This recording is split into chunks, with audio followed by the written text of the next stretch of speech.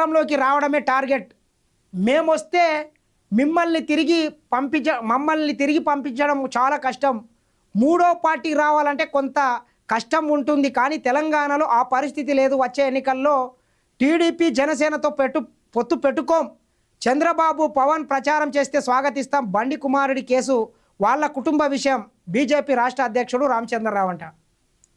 రామచంద్రరావే గెలవడు కానీ ఆయన తెలంగాణ రాష్ట్రంలో ఏకంగా పార్టీని అధికారంలోకి తీసుకొస్తాడంటే ఎట్లున్నా చూడండి.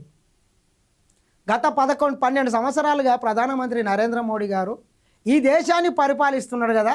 ఆయన ఈ దేశానికి ఉద్ధారకం చేసినటువంటిది ఏంది చెప్పండి రామచంద్రరావు, చెప్పు. ఏ నియోజకవర్గం నుంచి నీవు ఎమ్మెల్యేగా గెలుస్తావో చెప్పేస్తాం ముందు.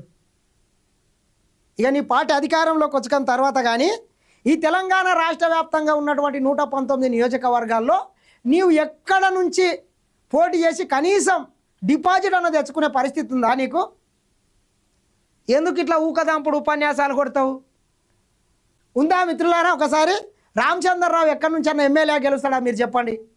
లైవ్లో ఉన్నటువంటి మిత్రులు చెప్పండి ఒకసారి, ఏ నుంచి గెలుస్తాడు ఆయన? ఇట్లా మొత్తం ఇట్లా డ్రామాలు వేస్తుంటారు అన్నట్లా.